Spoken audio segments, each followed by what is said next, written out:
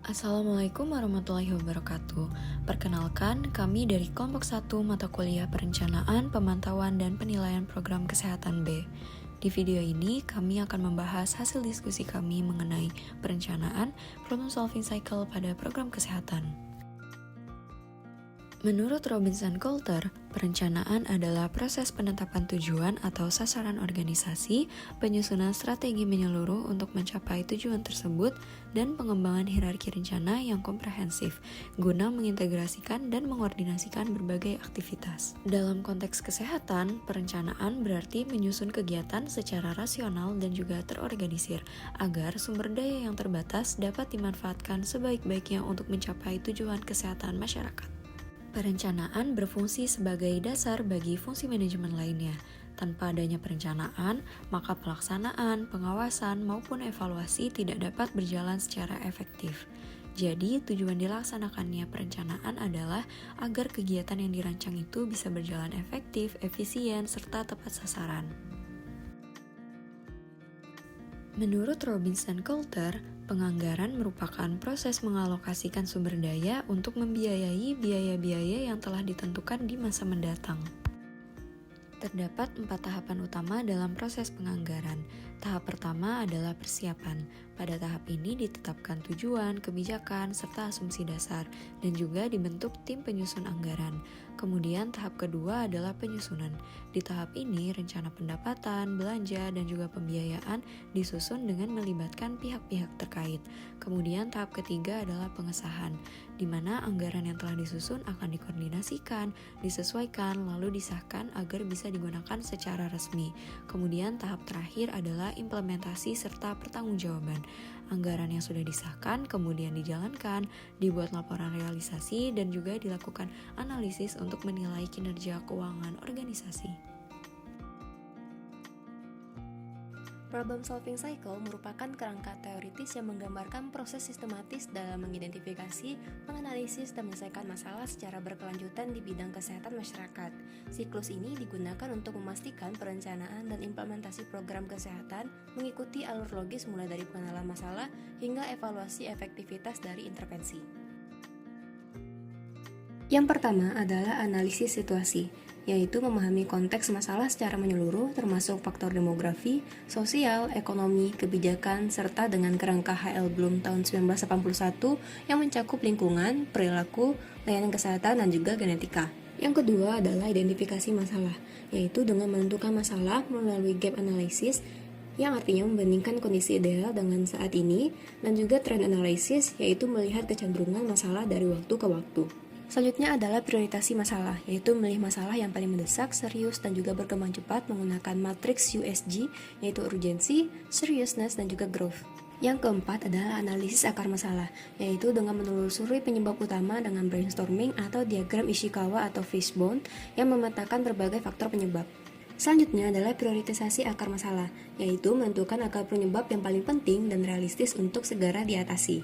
Tahap keenam yaitu identifikasi alternatif solusi dengan menyusun berbagai opsi solusi melalui brainstorming, kemudian merancang strategi berdasarkan kriteria SMART, yaitu specific, measurable, achievable, relevant, dan juga time bound. Yang ketujuh adalah prioritisasi alternatif solusi, yaitu memilih solusi yang paling efektif, berdampak besar, dan juga efisien menggunakan matriks MIVC, yaitu magnitude, importance, dan juga vulnerability cost, yang nantinya membantu memilih solusi yang memiliki dampak besar tetapi memiliki biaya yang paling kecil. Yang kedelapan adalah implementasi solusi yang terpilih, yaitu dengan menjalankan rencana aksi dengan peran yang jelas, anggaran yang sesuai, SDM yang siap, dan juga dukungan dari komunitas. Tahap ke-9, monitoring implementasi, yaitu memantau jalannya program secara berkala untuk memastikan sesuai rencana dan juga menyesuaikan bila ada kendala. Tahap terakhir adalah evaluasi hasil, yaitu menilai keberhasilan program, efektivitas strategi, serta mengambil pelajaran untuk siklus berikutnya. Contoh penerapan problem solving cycle adalah program penanggulangan TBC dengan patient supporter. Program ini muncul karena tingginya putus obat, lalu dibuat solusi pendampingan melalui puskesmas dan juga komunitas. Hasilnya, kepatuhan dan keberhasilan terapi meningkat meski terkendala jumlah pendamping dan juga biaya. Kelemahan yang mungkin timbul dalam proses perencanaan yaitu 1. Kurangnya konsultasi dengan pemangku kepentingan. Yang kedua, data dan informasi tidak lengkap. Yang ketiga, ketidaksesuaian dengan sumber daya. Yang keempat, kurangnya perhatian pada keberlanjutan. Yang kelima, pemahaman SDM yang terbatas terhadap visi dan misi. Yang keenam, kelemahan dalam analisis internal dan eksternal. Dan yang ketujuh adalah risiko salah menentukan isu strategis. Strategic planning atau perencanaan strategis ini merupakan proses sistematis untuk menentukan arah jangka panjang, menyusun prioritas, dan merancang strategi agar tujuan program kesehatan dapat tercapai secara efektif. Intinya, strategic planning menghubungkan hasil analisis situasi dengan langkah nyata, sekaligus memastikan sumber daya digunakan secara optimal. Ada 5 karakteristik penting dari perencanaan strategis. Yang pertama, long-term oriented atau berorientasi jangka panjang, sehingga hasil yang dicapai tidak hanya cepat tetapi juga berkelanjutan. Yang kedua, evidence-based atau berbasis bukti. Artinya, keputusan dibuat dengan dukungan data epidemiologi dan hasil riset. Ketiga, tujuan yang dirumuskan harus SMART, yaitu spesifik, terukur, dapat dicapai, relevan, dan berbatas waktu. Yang keempat, perencanaan ini bersifat partisipatif dan inklusif, sehingga melibatkan berbagai pemangku kepentingan, baik tenaga kesehatan, pembuat kebijakan, maupun masyarakat. Dan yang terakhir, perencanaan strategis harus fleksibel dan adaptif, agar dapat menyesuaikan diri dengan perubahan kebijakan, sumber daya, maupun kondisi di lapangan. Perencanaan strategis biasanya dilakukan melalui 4 langkah utama. Yang pertama, where are we now? Yaitu menganalisis situasi untuk menilai posisi organisasi saat ini, termasuk kapasitas, resiko, dan juga peluang. Langkah kedua adalah where do we want to go?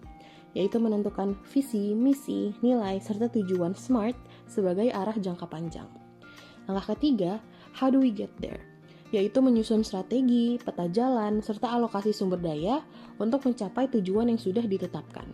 Dan langkah keempat, how will we know we got there? Yaitu dengan menetapkan indikator, melakukan monitoring, serta evaluasi berkelanjutan untuk menilai keberhasilan dari program. Pada tahapan perencanaan dibagi menjadi 3 tahap. Tahap pertama, identifikasi isu spesifik, grup target, dan fokus dari program. Langkah-langkah yang dilakukan diantaranya melakukan konsultasi, mengumpulkan informasi terkait masalah, memeriksa konteks organisasi, menganalisis informasi, dan membuat penilaian. Pada tahap mendesain program, terdapat beberapa langkah yang dilakukan, diantaranya mengubah analisis masalah menjadi rancangan rencana, mengembangkan peran dengan orang-orang kunci, meninjau sumber daya tersedia, dan memastikan program realistis dan dapat dicapai. Pada tahap membuat rencana aksi, terdapat beberapa langkah yang dilakukan, diantaranya pengorganisasian strategi ke dalam urutan tugas, penyusunan kerangka waktu, dan perancangan strategi komunikasi. Kesimpulannya, perencanaan program kesehatan adalah proses sistematis yang menghubungkan pengetahuan dengan tindakan melalui problem solving cycle dari analisis situasi hingga evaluasi. Keberhasilan perencanaan ditentukan oleh penerapan prinsip SMART, partisipatif, berbasis bukti, dan adaptif, agar program selaras dengan visi, misi, serta bermanfaat bagi masyarakat. Demikian pemaparan materi dari kelompok kami, semoga bermanfaat dan dapat menambah pemahaman kita bersama. Terima kasih atas perhatiannya dan sampai jumpa.